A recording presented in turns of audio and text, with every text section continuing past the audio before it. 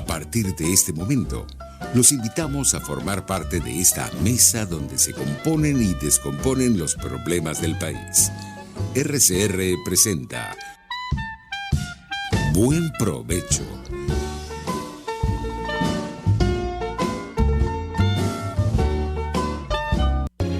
Diáspora y Ambiente con Tomás Páez y Fernando Jáuregui. Buenas tardes, querida audiencia global. Algo está reverberando, el sonido está reverberando en la emisora. Estamos nuevamente, como todas las semanas, desde hace, yo creo que llevamos para un año, Fernando. Aproximadamente. Además, un año muy intenso. Bueno, ya estamos terminando el primer cuatrimestre. Hoy beatifican, y esa es una excelente noticia. No hay muchas buenas noticias, pero esta es una excelente noticia. Beatifican a José Gregorio y eso nos llena de felicidad. Antes de presentar a nuestro digamos, un invitado de súper lujo, realmente queremos iniciar como de costumbre. En la dirección de la estación se encuentra Jaime Nestares, gracias a quien este programa se mantiene y lo seguimos desarrollando. En la gerencia de producción, Willy Zarcaya. En la producción, la siempre ágil y que resuelve todos los problemas, Carla Sons. En los controles, José Gregorio González. Y en la conducción, Fernando Jáuregui y este servidor, Tomás Páez. Hoy, repito, es cerrando cuatrimestre y gracias a José Gregorio. Tenemos a un invitado, repito, de super lujo, Carlos Machado Allison. Les voy a hacer una síntesis curricular porque es que es demasiado. Es mucho con demasiado, como dicen los PhD en genética y ecología en Notre Dame University, biólogo de la Universidad de México, además le ha correspondido conocer lo que se está haciendo en el mundo y entiende el tema de la diáspora, profesor titular de nuestra máxima casa de estudios, la Universidad Central de Venezuela, y del IESA, donde además entiendo que dirige o eres profesor del área del programa de agronegocios, individuo de número de la Academia de Ciencias Físicas, Matemáticas y Naturales. Bueno, estaba leyendo que tenemos con nosotros al representante de Naciones Unidas, David Bentley, creo que se llama, o Bailey, para trabajar el tema alimenticio en Venezuela, y eso está vinculado con el tema agrícola. Antes entonces de darle la palabra ya y arrancar con las preguntas, porque de verdad, frente al desmadre económico y social y al desmadre del sector agrícola, aquí no hay estrategia. El largo plazo es lo inmediato, porque estamos hablando de que producción y productividad han caído, pero esto al mismo tiempo es un reto para ver cómo trabajamos con un desarrollo agrícola que sea sustentable. Fernando, ¿tú quieres arrancar con las preguntas a Carlos?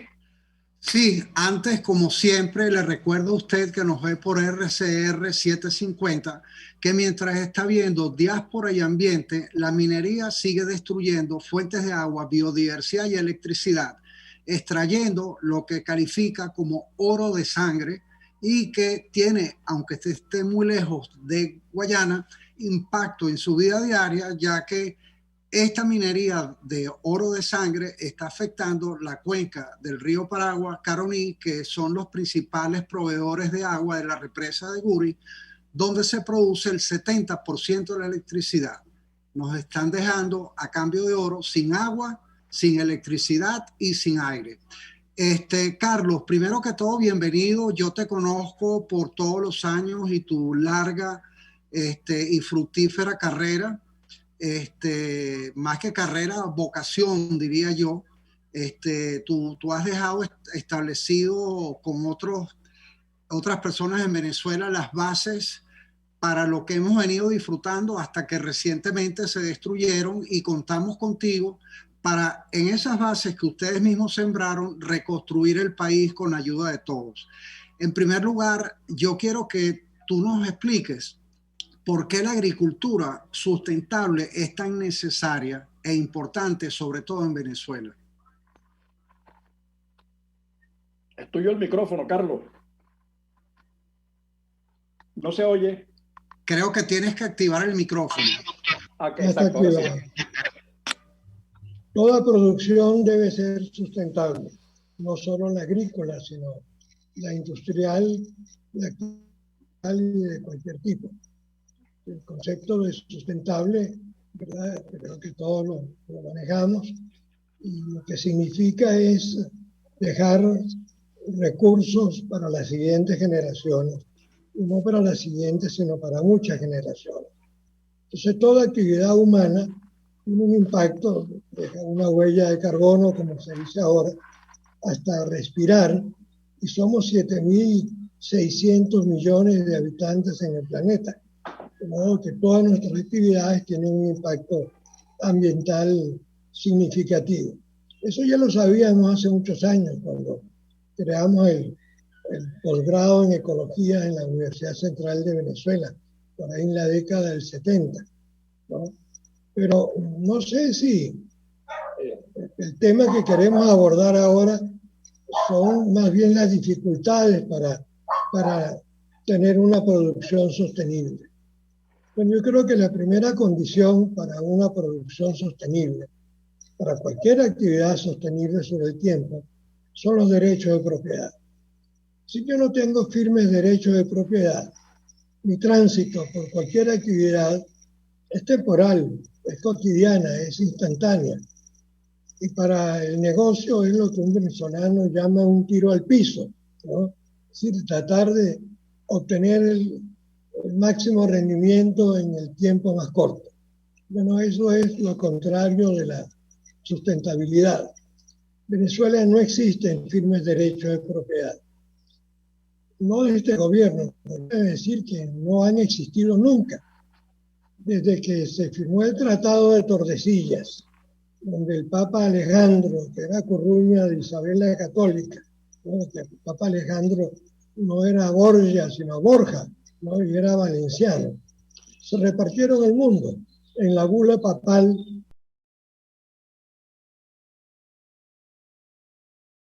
personaliza a Isabel la Católica y al rey de Portugal todo lo que estuviera a más de 100 millas de las Azores. Y yo creo que eso se ha mantenido con pequeños cambios. Cambió en Chile, cambió en Perú, hubo una reforma constitucional en México de la Constitución del año 17, que ha venido permitiendo la propiedad firme y sólida como la que existe en Europa o en los países de tradición anglosajona. Aquí no, aquí el subsuelo para comenzar no es privado, es del gobierno, ¿no? En otros países el subsuelo, por lo tanto el petróleo, la minería, le pertenece al dueño del suelo.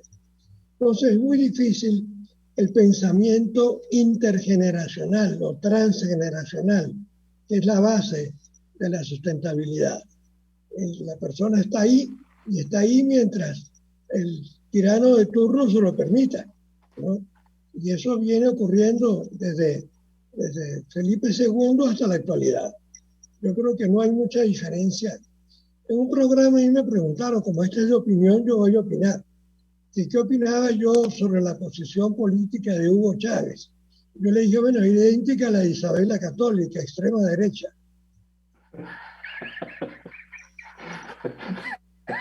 Carlos, ok, está tocando un tema fundamental que es el de la propiedad privada, pero además, ¿qué otras cosas? Digamos, ese es fundamental. Si no hay propiedad, nadie invierte porque nadie va a colocar los recursos para que otros se beneficien de ello, pero y en este caso algunos que lo están disfrutando en el exterior después de haber saqueado el país, pero en todo caso, además de eso, ¿qué hay que hacer? Porque la situación... ¿Nos podrías describir un poco la situación del sector agrícola? Porque yo creo que en todos los rubros hemos disminuido la producción y la productividad. ¿Qué es lo que hay que hacer? ¿Cuál es la agenda que tú estás viendo para reconstruir el sector? Y además de manera sustentable. Sonido, Carlos. Activa el... No sé por qué se desconecta. Todo deriva de los derechos de propiedad.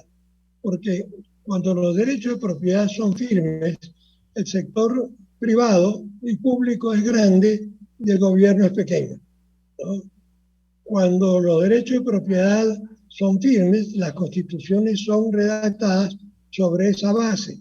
Entonces, ese cuento, ¿verdad?, de los intereses comunes y del interés público queda reducido a lo que realmente es de interés público. Interés público es una estación del metro, pero una finca no puede ser nunca de interés público, es obviamente de interés privado, ¿no? Un supermercado no puede ser nunca de interés público. Es público porque el público va a él, pero desde el punto de vista legal, ¿no?, debe tener un propietario y debe tener una empresa que lo administre, no un gobierno. Entonces, ¿qué han hecho nuestros gobiernos? Este no es el primero. Yo creo que Chávez copió muchísimo del México de los 30 y de los 40, ¿no?, en que el Estado era poderosísimo, todo el maíz iba a almacenes nacionales de depósito, había tiendas similares a Mercal, había programas muy parecidos a los que fueron ejecutados durante los últimos 20 años. Porque entonces, al ser débil el sector privado, al ser débil el individuo, al no existir el ciudadano, el gobierno se va apropiando de las redes de distribución, de la importación, de la exportación, de la venta, de la producción, del transporte, y eso es lo que ha ocurrido a lo largo de estos años. El gobierno ha venido hinchándose, ¿no?, y se ha venido reduciendo el sector privado. Pero ya estaba en el plan de la patria, en el primero. Había unos círculos, decía, bueno, actualmente el gobierno tiene el 20% de la economía y cuando termine de ejecutarse este programa va a tener el 70% de la economía y el sector privado se irá haciendo cada vez más pequeño. Bueno, en la agricultura eso ocurrió, primero por las invasiones, segundo por los fondos zamoranos, después por la expropiación de fincas, después por la otra cosa que inventaron, que era el rescate de tierras. En vez de hacer un catastro y regularizar la tenencia, porque en efecto hay mucha irregularidad en la tenencia de la tierra en Venezuela, yo conozco condominios donde no existe el documento de propiedad sobre la tierra, existe el documento de propiedad sobre el apartamento, ¿no? Eso es una fragilidad extraordinaria en el momento de poder hacer una transacción de cualquier tipo. Entonces, todo parte de ahí, ¿no? Entonces, en efecto, puedo darte algunos datos de carácter global para mostrar cómo ha evolucionado o involucionado la producción primaria en Venezuela.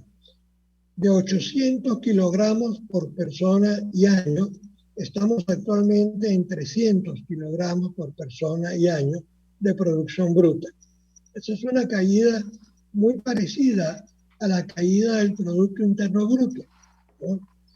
Y si en los supermercados no lo percibimos, es porque todavía queda algo de importación, pero que viene reduciéndose también de manera notable, porque en estas intervenciones importábamos 2.000 millones de dólares de comida al año, era suficiente.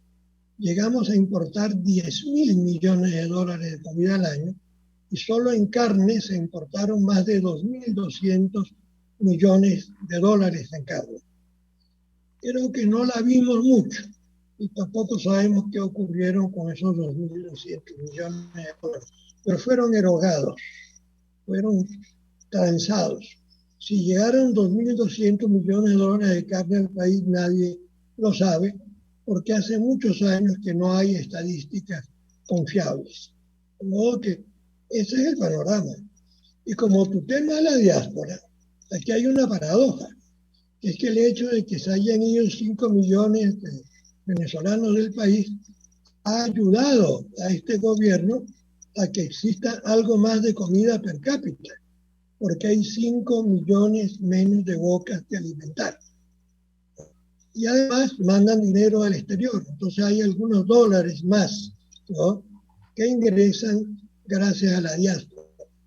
Pero también hay unas pérdidas enormes, hay una pérdida de capacidad técnica, hay una pérdida, ¿verdad? Quizás en el caso del campo, no tan grave como en otros campos, donde la migración ha sido mayor. Me refiero a los técnicos, agrónomos, veterinarios, investigadores. De modo que este es un brevísimo resumen de este drama, ¿no? A ver, Carlos, no sé si tienes alguna pregunta, Fernando. No se oye. Yo no oigo.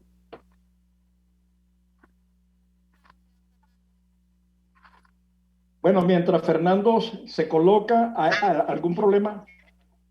¿Algún problema tenemos?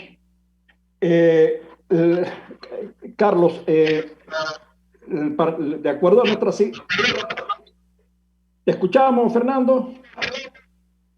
No te escuchamos. De acuerdo a nuestras cifras, Carlos, son 6,5 millones de venezolanos fuera, no los 5,400,000 que dice la OIM, distribuido además repetimos, lo hemos reiterado, en 300 ciudades y 90 países, ¿no? Y en efecto, las remesas significan hoy, no sé si el primer o segundo rubro de ingresos de Venezuela. Eso ha caído un poco debido al coronavirus y el envío de las remesas. Mucha gente quedó en situación de precariedad. Entonces, la pregunta que viene es la siguiente. Dada esa situación en donde no hay propiedad, dice, bueno, la primero que habría que hacer es reconocer ese derecho. Tendríamos que pensar en inversiones privadas internacionales. ¿Cuál crees tú que podría ser el papel de la diáspora en la reconstrucción de ese sector agrícola? Pero eso me lo vas a decir después de que retornemos de este espacio publicitario en nuestro segundo segmento del programa, y esperemos que Fernando recupere el sonido para que él pueda complementar preguntas y hacer el programa, digamos, como debe ser. Entonces, lo hacemos al retorno, Carlos.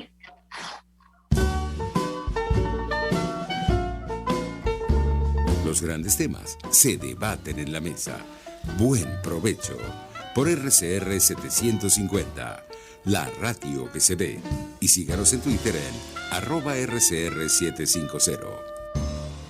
Sintonícenos a través de Periscope, @RCR750. La radio que se ve. Amigos, nace un nuevo concepto de farmacia en Venezuela. Farmacia CVS y más.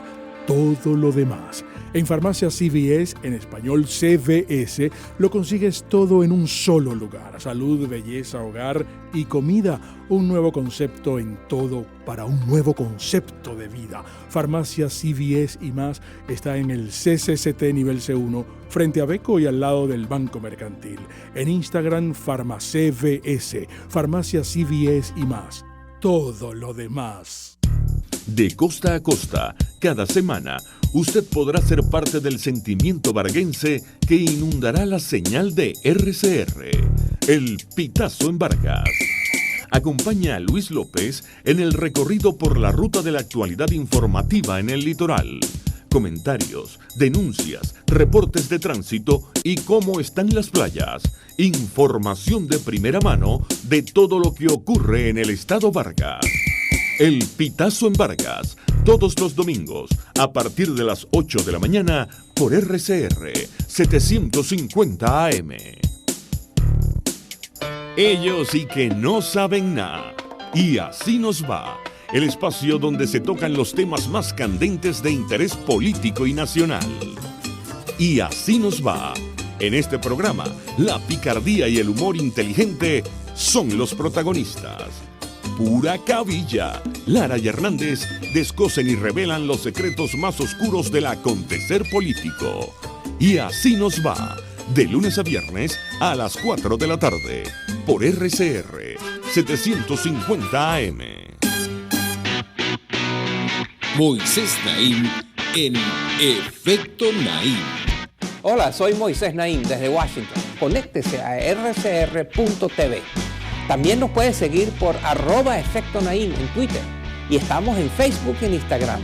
Y no olvide que puede disfrutar todos los contenidos del programa cuando usted quiera, suscribiéndose a nuestro canal de YouTube. Nos vemos en la radio. los miércoles y viernes a las 7 de la noche. Solo por RCR 750 AM. RCR 750 AM. Porque lo bueno une.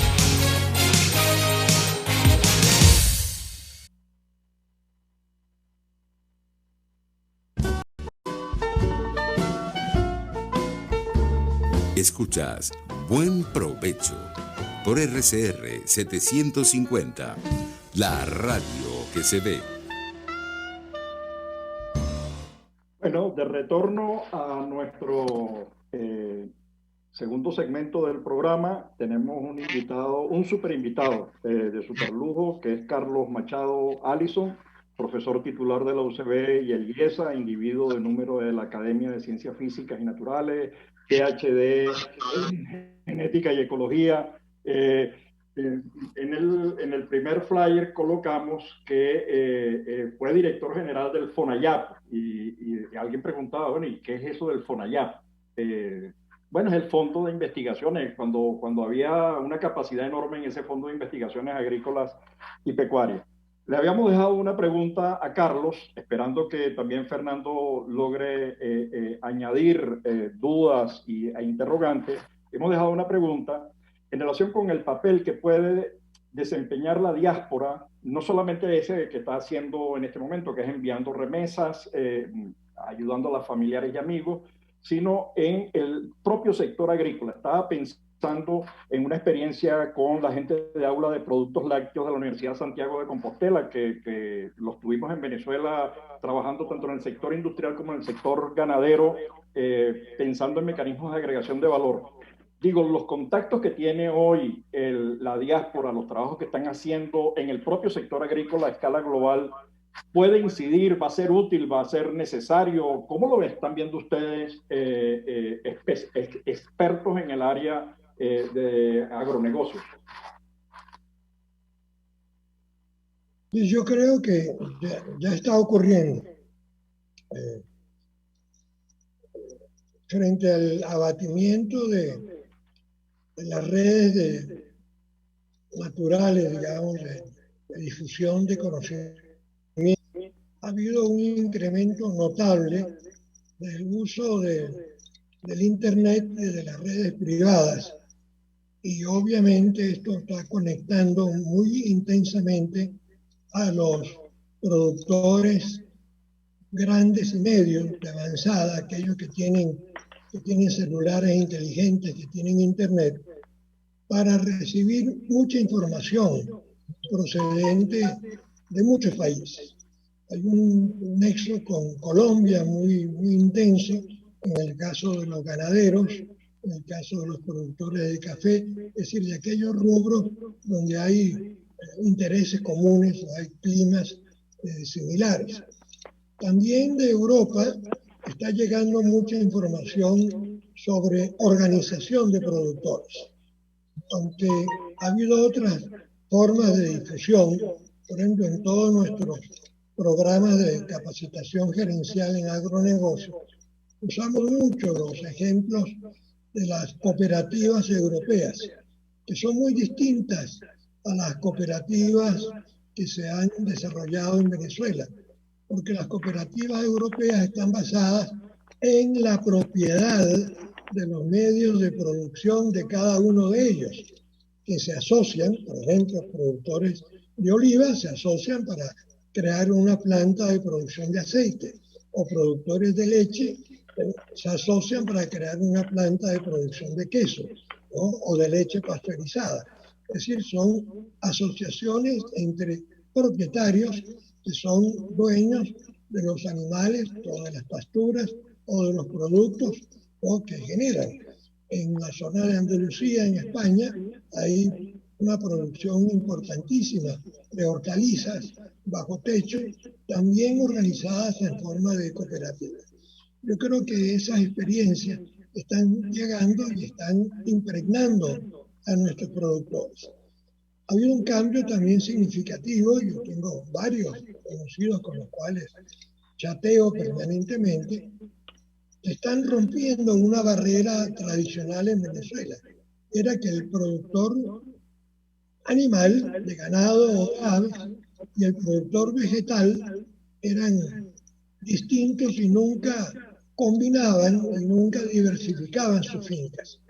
Pues en este momento hay ganaderos que están haciendo un trabajo de arborización interesantísimo en fincas ganaderas que habían sido pasturas fundamentalmente, deforestadas, y están sembrando de todo: aguacate, mango, cotoperí, guayaba, lechosa, hortalizas, y se están convirtiendo en productores integrales. Y también están aplicando técnicas de ensilado que son también bastante novedosas en el país. De modo que la diáspora tiene esa virtud de generar una cantidad de canales de difusión de información tecnológica y gerencial que están enriqueciendo, ¿verdad?, conceptualmente a los productores que se han quedado en el país, ¿no? De modo que es una desgracia en muchos aspectos y un drama familiar, ¿no?, de muchos, pero cuando un cierto número de ciudadanos abandona su país y toma residencia en otro, también genera un flujo de información y de conocimiento que creo que es importante. Fernando, ¿está arreglado el teléfono? Ok. Sí, ustedes me escuchan. ¿Me escuchan? Bueno, a todo lo que decía el profesor Allison en este momento, que además estamos hablando de algo básico para un país, que es seguridad alimentaria, que la hemos perdido. Tenemos el hecho de que de toda esta pandemia que hemos sufrido políticamente hablando,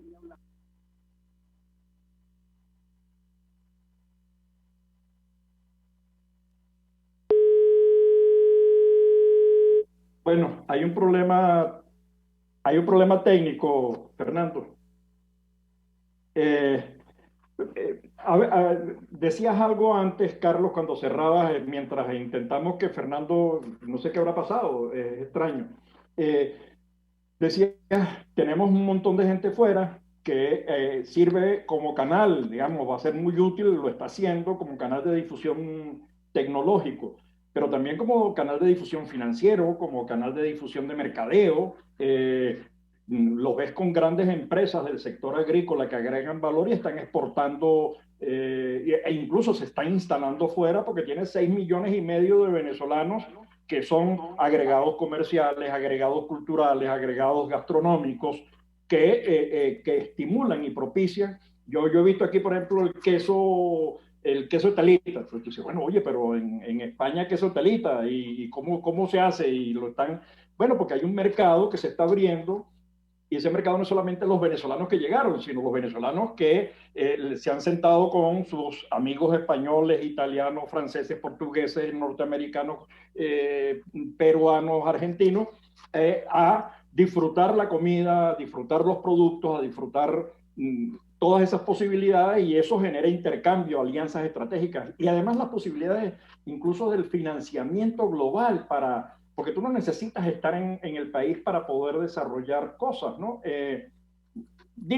No sé cómo ves tú este tema, porque yo creo que ahí hay un mundo, el salto cuántico que tiene que dar Venezuela es muy grande. Yo he visto en Europa, los países tienen digitalizada la información de sus tierras. Tú dices, bueno, pero ¿cómo es esto? ¿Qué posibilidades tenemos en un periodo de transición ecológica y transición digital? Sonido, Carlos.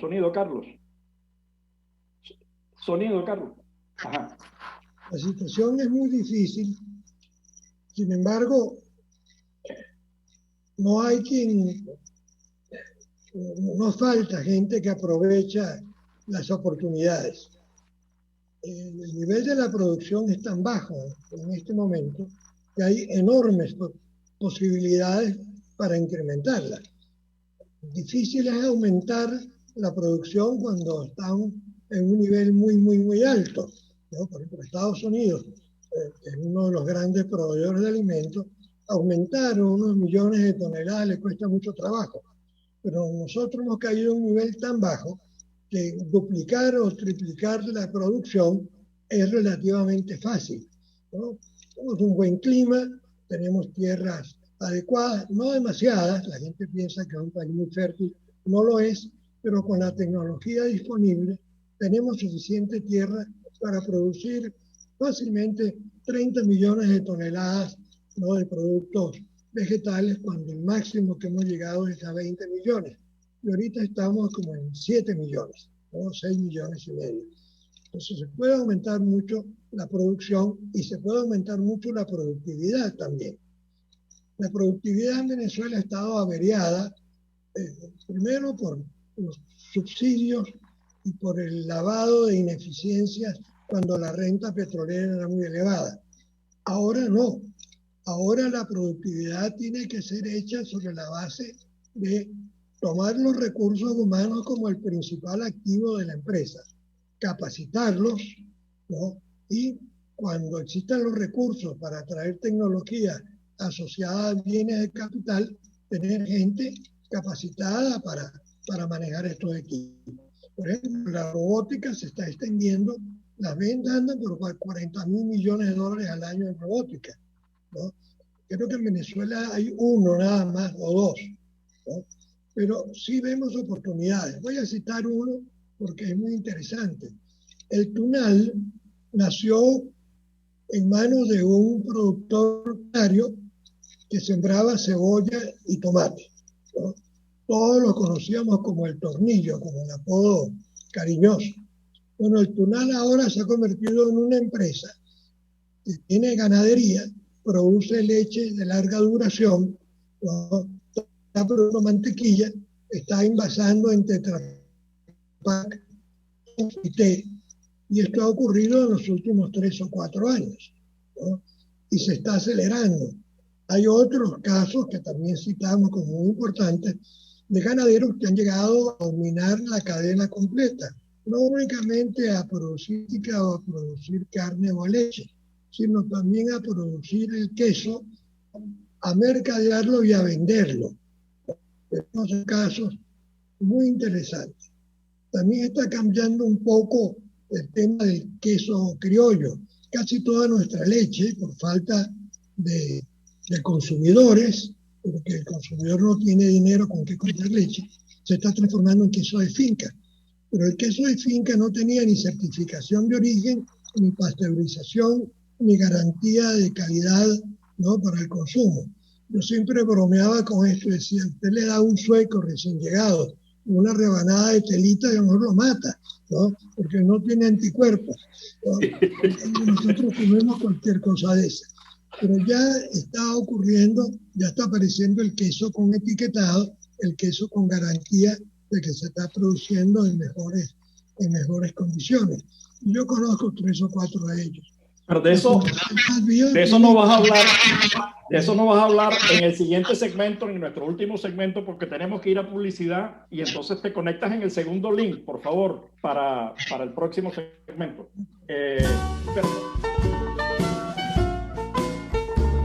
Análisis, opinión, entretenimiento y mucho más. Escuchas Buen Provecho por RCR 750, la radio que se ve. Puedes seguirnos en nuestras redes sociales. En Twitter, @RCR750, la radio que se ve. ¿Te imaginas unos deliciosos y súper cremosos helados libres de azúcar, libres de lácteos, libres de huevos, libres de gluten, libres de pulpas? Te lo tengo. Heladería Vegan Fruit lo hizo posible y aptos para todo tipo de personas. Los heladitos Vegan Fruit los encuentras en los mejores supermercados y tiendas de delicateces. Síguelos en las redes. @heladería Vegan Fruit. Amor vegano y cremoso. Dosis Alternativa es tu espacio para conocer de cerca todos aquellos temas relacionados con la salud, educación, la familia, entre otros. La ansiedad es una respuesta fisiológica, eso tú no lo puedes evitar. La ansiedad se presenta cuando hay una situación que tú no sabes cómo manejar. El problema es cuando tú permites que esa ansiedad sobrepase los niveles que tú puedas manejar. Dosis Alternativa nos permite tener las respuestas con los especialistas de aquellas interrogantes que nos hacemos en nuestra vida cotidiana. El estrés es una reacción fisiológica natural que se genera como respuesta ante un evento que es percibido, y quiero recalcarlo de percibido, como un evento amenazante que nos sobrepasa en nuestra capacidad de respuesta. Dosis Alternativa, una gama de posibilidades donde su bienestar físico y emocional toman significado. Con Marilia García, de lunes a viernes a las 9:30 de la mañana, solo por RCR 750, la radio que se ve. Cómo prevenir enfermedades, cómo actuar en casos de emergencias médicas, cómo mantener una buena calidad de vida. Todas estas interrogantes tienen su respuesta en RCR Salud. Todos los domingos, con el Dr. José Eduardo Troconis, comparte con nuestros oyentes notas de bienestar físico, salud mental y social para el buen desarrollo del ser humano. RCR Salud, todos los domingos a las 10 de la mañana, por RCR. Un espacio que analiza y debate la coyuntura política, económica y social de nuestro país. Acompañe cada mañana a la periodista María Alejandra Trujillo en Palabras más, palabras más, palabras menos. Palabras más, palabras menos. Informes, entrevistas, análisis y discusiones sobre los temas de actualidad. Es lo que más te puedo dar, es lo de siempre. Palabras más, palabras menos. De lunes a viernes, de 7 a 8 de la mañana, por RCR 750 AM.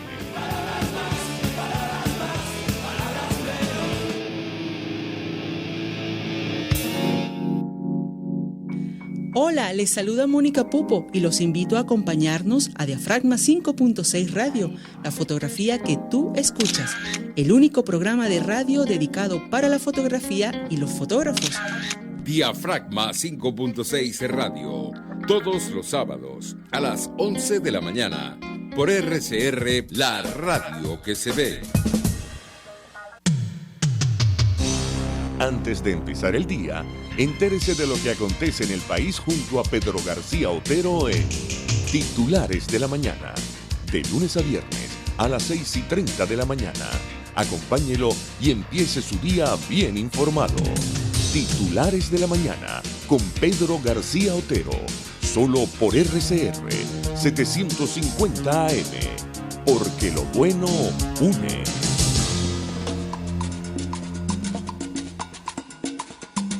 Fuerza que nos activa, fuerza que une a un país que quiere cambio.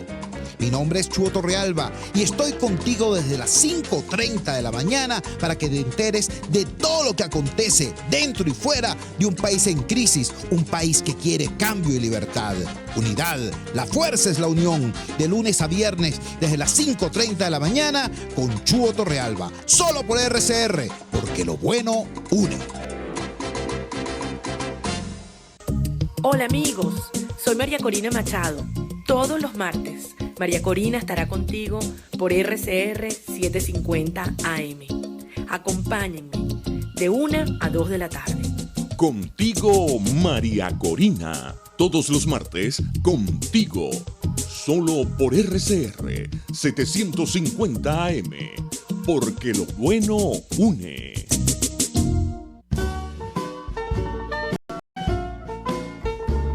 Usted escucha Buen Provecho por RCR 750, la radio que se ve. Fernando, estamos esperando la conexión de nuestro invitado, un invitado realmente de super lujo, una persona profesional del mundo del agro que conoce a profundidad el tema. es PhD en genética y ecología, biólogo de la UNAM, profesor titular de la Universidad Central de Venezuela y del IESA, individuo de número de la academia, dirige el programa de agronegocios en el IESA. Estábamos hablando de los cambios que se están produciendo, de las mejoras, de las actualizaciones que está produciendo el sector agrícola, y le preguntábamos sobre los temas de la transición ecológica y digital y cómo eso está incluso afectando el tema de cómo se produce la calidad del ambiente, el uso de agroquímicos, etcétera, etcétera. Entonces queríamos que nos hablara de esos temas, y ya hemos tocado parcialmente el papel que puede desempeñar y que ya está desempeñando la diáspora para el desarrollo del sector agrícola venezolano. Vamos a ver si ya tenemos conexión primero con Fernando. ¿Tú me escuchas, Tomás? Perfectamente. Qué bueno, finalmente. Bueno, mientras se conecta nuestro invitado de lujo, fíjate, a toda esta problemática tenemos una problemática, yo la llamaría ridícula, puntual, que es la falta de diésel para que, por ejemplo, trabajen los tractores agrícolas para sembrar ahora que estamos al comienzo de la época de siembra por las lluvias. Los alimentos que ya están producidos se están pudriendo, algunos de ellos, porque no hay diésel para sacarlos del campo. Entonces, tenemos que cosas relativamente fáciles, además en un país con el potencial petrolero que tiene, se está perdiendo comida en un país que tiene problemas de seguridad alimentaria porque no producimos diésel o no podemos importarlo. Entonces estamos viendo que agregado a lo que ha sido la ley de tierras, que fue judicial, a la expropiación de tierra, pues lo último, la última plaga que le ha llegado al campo venezolano es la falta de diésel. Claro, por eso es que Carlos tenía razón cuando decía que, bueno, es que luego lo que nosotros tenemos que hacer, estamos discutiendo sobre ecología, ambiente, desarrollo sustentable, cuando el problema es que no tenemos ni siquiera alimentos, no hay la cosa que hicieron con Agroisleña. Pero yo quería, antes de dar la palabra a Carlos, porque me quedó una cosita, es el abuso de muchas autoridades. Yo tengo amigos que son ganaderos o que tienen hacienda, y entonces vienen los organismos a quitarles los animales, a movilizar. Además, matan a las gallinas de los huevos de oro, después se quedan sin nada. Entonces, no entiendo. Pero ya te presentamos, Carlos. Gracias por estar con nosotros, gracias por tu tiempo, gracias por compartir, estar dispuesto a compartir todo ese conocimiento y ese bagaje que tú tienes. Es todo tuyo, Carlos. Micrófono. Sí, claro. En efecto, el tema del combustible es gravísimo, porque no solo es el transporte, es también la refrigeración, el manejo, la maquinaria. Hay una cantidad de energía eléctrica en muchas fincas que dependen de estos combustibles pesados. De modo que sí hay un impacto muy fuerte en esto. Hay algo a manera de anécdota muy rápido, nos pidió a mí y a Marisol Tapo que escribiéramos un artículo sobre el impacto del COVID sobre la seguridad alimentaria. Y en efecto lo concluimos y ya está en prensa en el boletín de la academia. Y a diferencia de otros países, la epidemia no ha tenido ningún impacto sobre la seguridad alimentaria en Venezuela, o un impacto tan pequeño que no es perceptible frente a la falta de combustible, la carencia por parte de los proveedores para comprar comida. Alrededor del 76% de los venezolanos no tienen con qué adquirir la canasta básica. Hay un incremento notable de la desnutrición. Entonces, el panorama es tan dramático que la pandemia no ha sumado mucho a los dramas de este país desde el punto de vista de la seguridad alimentaria. En otros países no, porque en países sí hay una caída del 5 del 6% en la producción o en el consumo derivado directamente de la pandemia, por el cierre de establecimientos, por todas las medidas, ¿verdad?, de control de la misma. Pero aquí las medidas de control, primero, son más o menos laxas. Segundo, la distancia interpersonal ha venido aumentando, ¿no?, por la falta de transporte público, por la falta de combustible. Entonces, el hombre del campo se está vinculando poco. En nuestra indagación descubrimos que había más casos de COVID entre los gerentes y los dueños de fincas que lo habían adquirido en las ciudades, en las fincas. O sea, ahí no hay un mayor problema de impacto de la epidemia sobre la producción, sino otras cosas. Pero yo quería agregar muy rápido algo ya a la línea de consumo final, que es muy interesante, que no tiene que ver con la diáspora, tiene que ver con otra cosa. El gobierno, a partir de mediados del año pasado, se metió a liberal y entonces le permitió a las empresas importar libremente, sin arancel, lo que quisieran en materia de alimentos. Entonces ya no tenemos escasez, hay abundancia de muchos productos. También permitió, ¿verdad?, el ingreso de forraje. Entonces la producción de huevos y de pollos ha repuntado en los últimos 6 meses. Pero ahora comienza a abatirse porque no hay quien lo compre. Los supermercados llenos de los productos que hace un par de años eran el pasto de esa nueva profesión llamada el bachaquero. Bueno, el bachaquero quebró, ya está fuera del negocio, porque ahora hay disponibilidad de alimentos. Lo que no hay es dinero con que comprar, ¿no? Que simplemente los precios son muy elevados, ya no hay ningún temor en utilizar las divisas del imperio, ¿no? Eran prohibidas hasta hace poco, ahora son de libre circulación, y en la mayor parte de los establecimientos el precio está marcado en dólares norteamericanos. De modo que tenemos ahora un socialismo neoliberal, que es una paradoja muy, muy curiosa, además de un país que se parece cada vez más a la Alemania del siglo XVII, ¿no?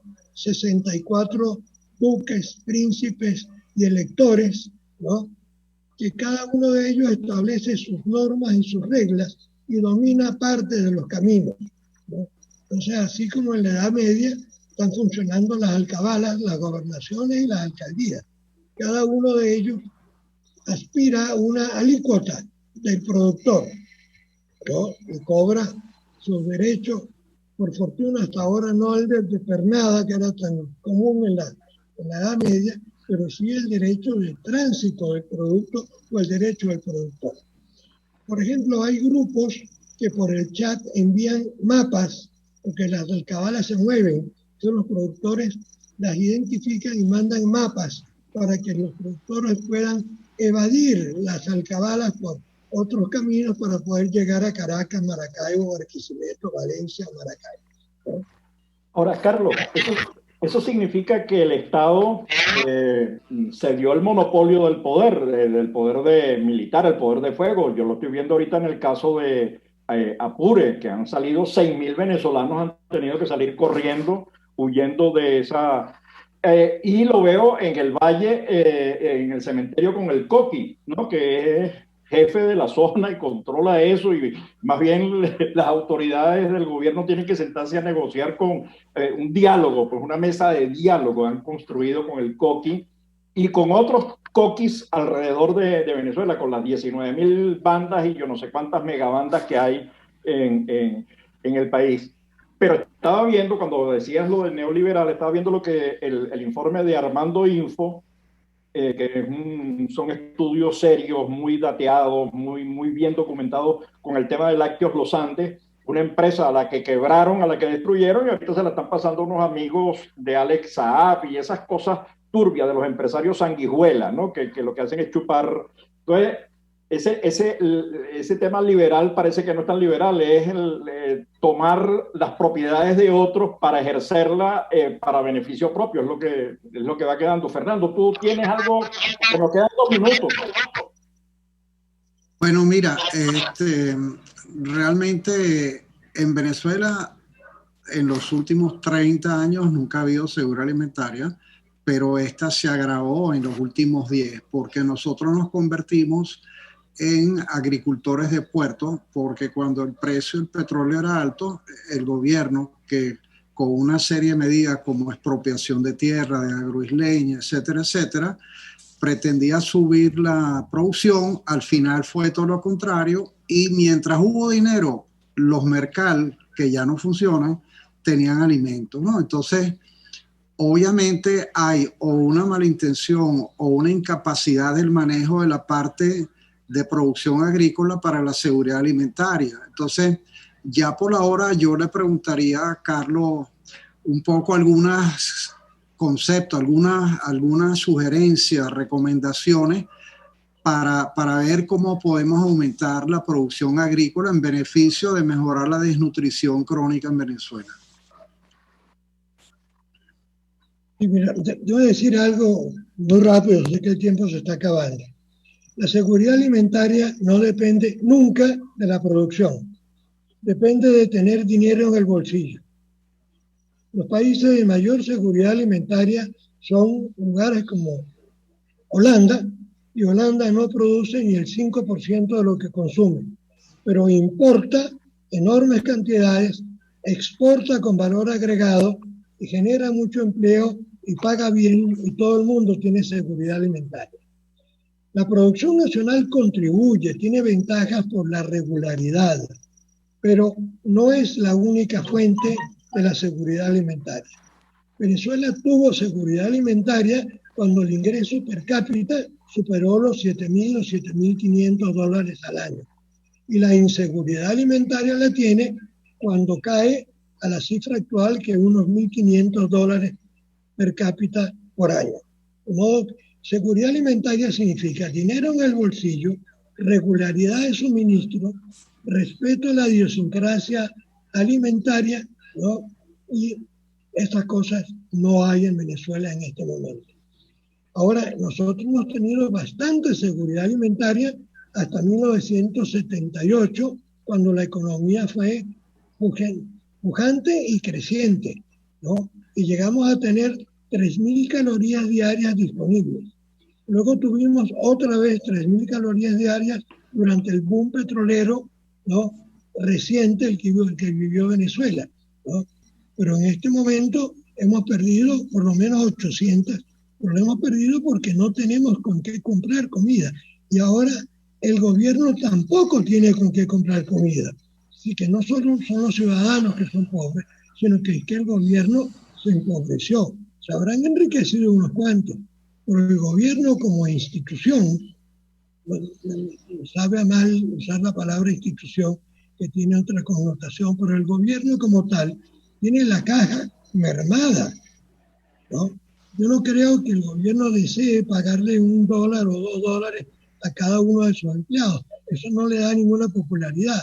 Yo lo que pienso es que no tiene con qué, porque la fuente era el petróleo, ¿no? Y el petróleo se acabó como ingreso. Y se acabó también otros ingresos como lo que podía generar el aluminio o el acero y alguna otra cosa que mal que bien daba 3 o 4 mil millones de dólares al año. Entonces, ¿ahora qué queda? 400.000 barriles de petróleo, un poquito de oro, un poquito de coltán y las remesas, ¿no? Entonces la seguridad alimentaria está abollada por la falta de dinero en el bolsillo, fundamentalmente, ¿no? Bueno, tenemos que, desgraciadamente, me quedo con varias ideas. Esta última de la seguridad alimentaria, te digo, me cambió el enfoque del tema. Te lo agradezco porque ha sido colocar la propiedad, colocar este tema de recursos en el bolsillo es lo que garantiza la seguridad alimentaria. Me parece que es un cambio de perspectiva. Así que 1000 gracias, Carlos, por tu tiempo. Hoy hemos tenido un programa con accidente de sonido de parte de Fernando, pero bueno, son gajes del oficio, así que nos seguimos viendo en este espacio Diáspora y Ambiente cada semana con nuestros invitados, en este caso de superlujo, como Carlos Machado Allison. Gracias, Carlos. Una palomita antes de irte.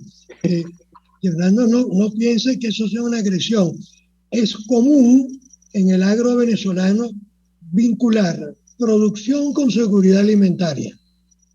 Pero aunque vale, porque bueno, uno puede tener cosas disponibles muy cerca, seguridad alimentaria es esencialmente dinero en el bolsillo. Así es.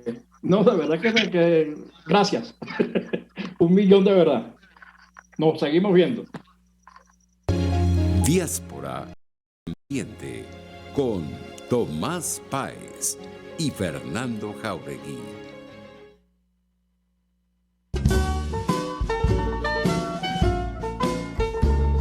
RCR presentó Buen Provecho. Síganos en Twitter como @RCR750, la radio que se ve. RCR presentó Buen Provecho, una producción nacional independiente con certificado número 22.388 para dar cumplimiento al artículo 14 de la Ley de Responsabilidad Social.